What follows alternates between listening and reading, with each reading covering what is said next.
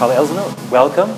I brought you something. I was asking my son this morning whether I can have his knife. Okay. And I just brought this as a kind of an example that I think you might not find a household in Switzerland without one of these famous Victorinox army knives. Yeah. You have produced 500 million, more than 500 million so far. Yeah. For you, what's the secret of the success of this tiny little object?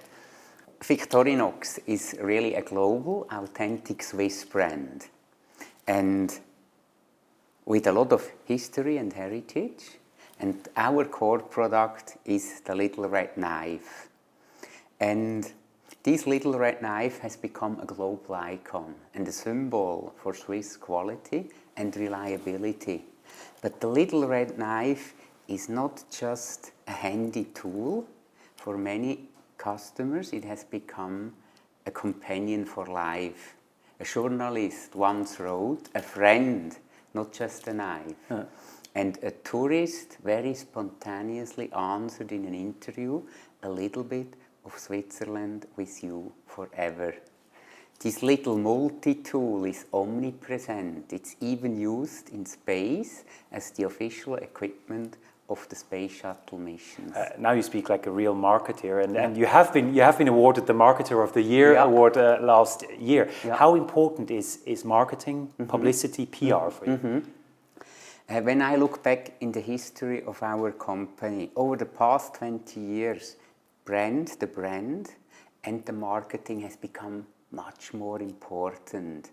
We have experienced the drastic change from a vendor market to a buyer market. For many years, we have enjoyed a continuous growth of revenues with little investment in advertisement and marketing. It was just the brand that was known. It was the brand and the product. But this has changed in today's world of media and communication.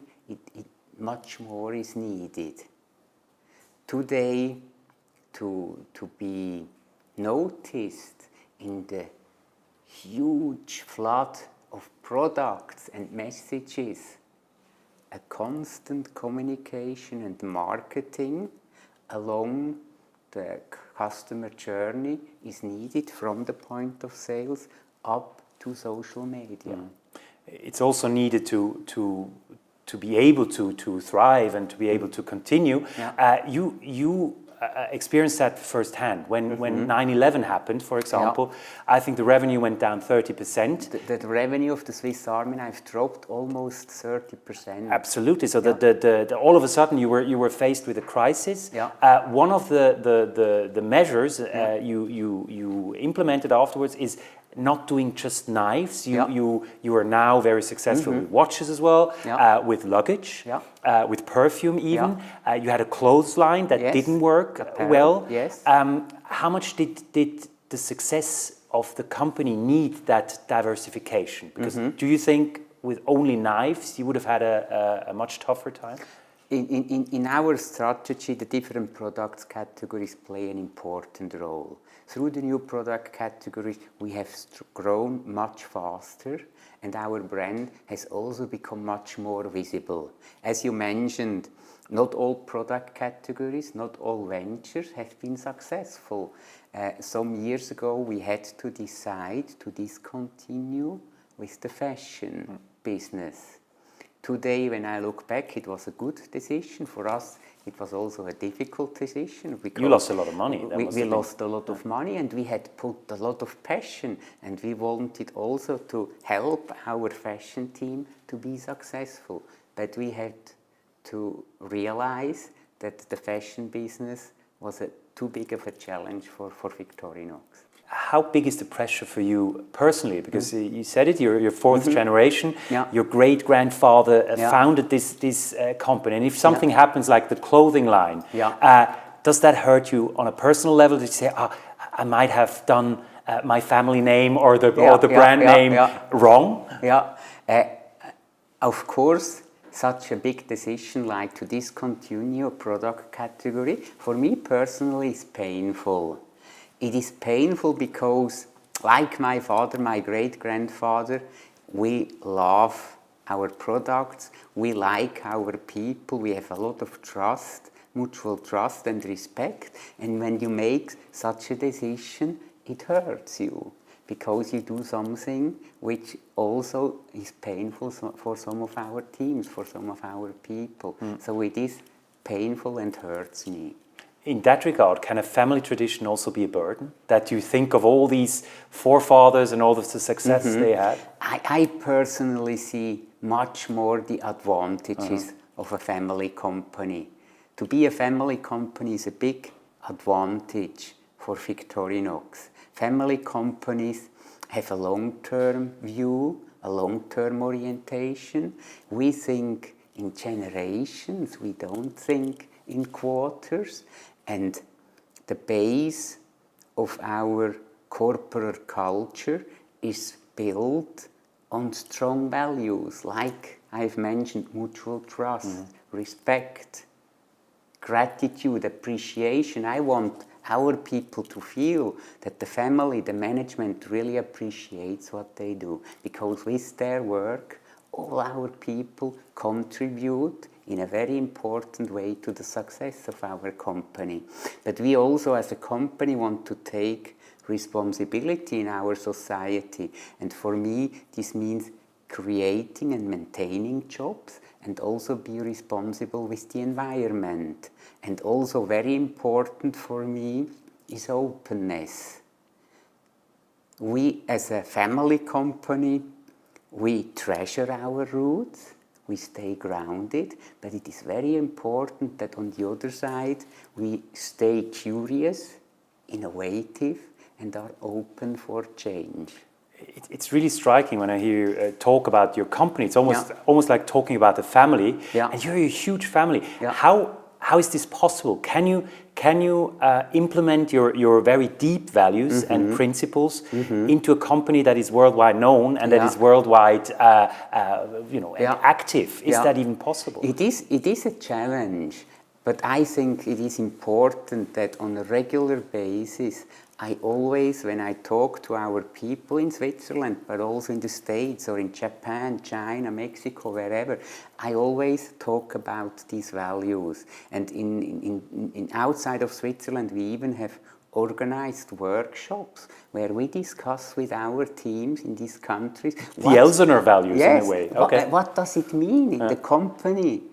Mutual trust and respect, appreciation. What, as an employee, do I have to do to meet these values, to live this value? And for me, for my brothers and sisters, but also for our management, it's very important to live these values and be a role model. That's something that's very important in your life and in your business strategy as well. And you have often been called one of the most social entrepreneurs in Switzerland. Those personal, as you said, those personal values are very, very important to you. They're deeply rooted in Christianity as well, in your faith. You see your employees as a family. You do plenty of things, like you do gymnastics together, for example. I know, and yet I just heard you go on trips with your employees as well. Can that be a risk as well, that you're too much of a father and not enough of a boss, or that you take things too personally in that regard then? I don't see such a big risk. I think it's really a strong brand when even in a big company you can keep and maintain a family spirit. Because, and also for me personally and for our teams, when you can be in your job authentic and live the values that are important for you, you can live the same values in your company. You can work and do your work with much more passion and commitment. If you have to do something which is not really comes out of your gut feeling, it's much more difficult to be fully committed and to work with passion. I also, when I talk with our sales or marketing teams, I always tell them how important passion is to be successful. And I share with them the quote of Charlotte Beers. Charlotte Beers said, "You cannot win the hearts of your customers unless you have a heart yourself. So we see a very personal approach to that. Yeah. How do you deal with difficult situations after 9/11, for example, when we talked about the crisis there? You didn't have to let people go. Yeah. You found other options, Yeah. and I think you even put a lot of your employees into other companies, or you kind of shortened the day work. Yeah.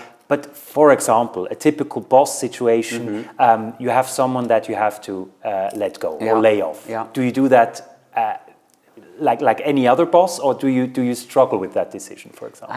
I always struggle, and it takes me time, and I talk with our HR people and with some of my colleagues, because for our family to maintain the working place, offer our people a safe working place is an important part of our business. And we always, in good times, have built reserves to help us to go through these difficult times. But as you mentioned, sometimes you have to take a tough decision in the interest of the long-term development of the company. And when I have to do something like this, or like when we decided to close our fashion division, I personally visited to New York and talked with the people there and explained them why, and also explained them that it is a very hard decision and that we really will do our best to support them to get a new challenge for their life. Not to get any false impression or so. I mean, you're a very successful businessman, and you also talked about political things that you said. You know, I'm not for more regulation. I'm not for having I see you have studied very absolutely, and that is something that is important to you as well. Not to get that feeling that everything is just fine and everything is just flowers and roses. This is not. However, when I hear you speak, it's quite clear that you have certain values. Do you think that lacks sometimes in the business environment today, or maybe also in managers today, that they have that gut feeling, that they have that heart, and that they have that mindset more on employees, more on the family, more on tradition?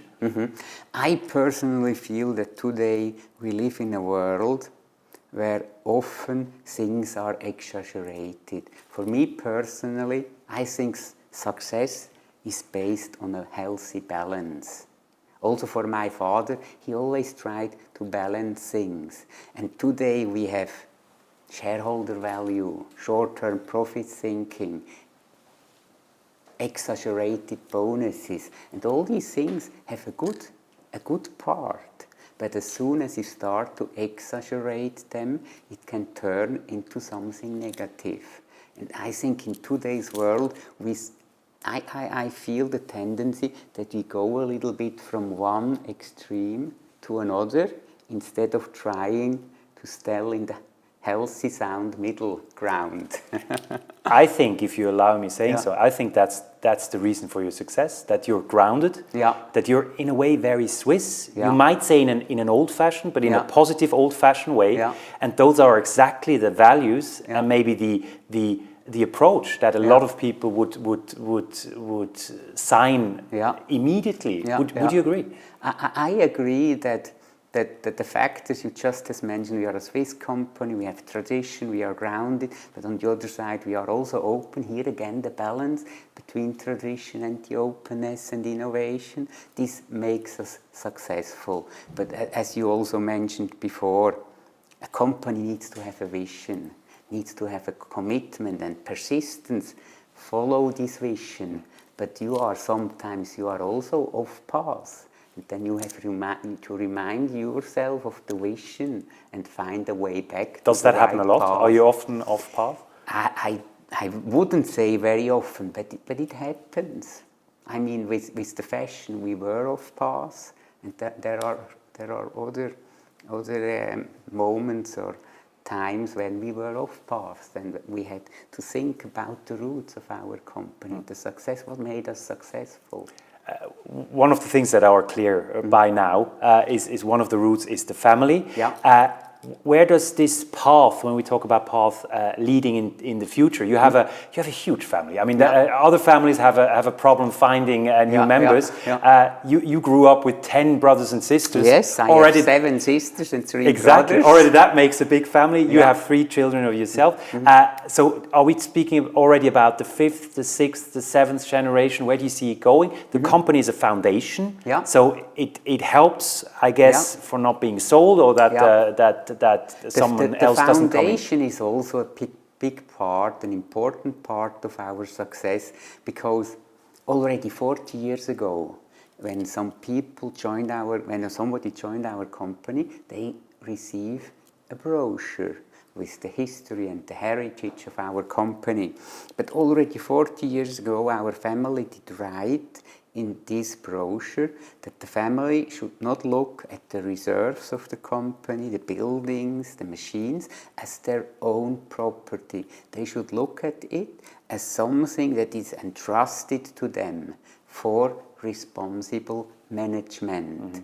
And with this in mind, the family has decided to establish this company foundation. Today, 90% of all the shares are within this company foundation. And the main goal of the company foundation is really to help support the company in its sustainable development, to help the company to stay financially independent and prevent that during an inheritance the company may financially be weak. Or be split up or something. And all my brothers and sisters, my 7 sisters and 3 brothers and myself, we had received from our father shares of the company before the year 2000, when we established this foundation. And all brothers and sisters agree to put their share into the foundation with any amount, with any compensation. So the family has forever given up the value, the reserves of the company forever, but in the interest of a long-term commitment of the company. So that's certainly one of the strengths of the family. So the whole family has a very strong commitment for the company, and the development, the healthy development of the company comes before the family, the interest of the family. So having said that, there's no reason to believe that the legacy doesn't go on. I mean, where do you see Victorinox in 100 years? Of course, for our family, it would really be nice if also in the future we can find in the next generation, some people, some members who first have the passion, but also the know-how to take responsibility in the company according to their experience and to their know-how. I personally, I see the development of our brand as a continuous process. Also in the future, it is very important for me that Victorinox will continue to focus its energy on the 4 success pillars: our people, our customers, our product, and our brand. And I'm convinced that if we do these 4 things right, not much can go wrong. But the heart and the soul of our brand shall always be the little red knives. It should also be the inspiration for everything we do. Carl Elsener, thank you very much. A pleasure.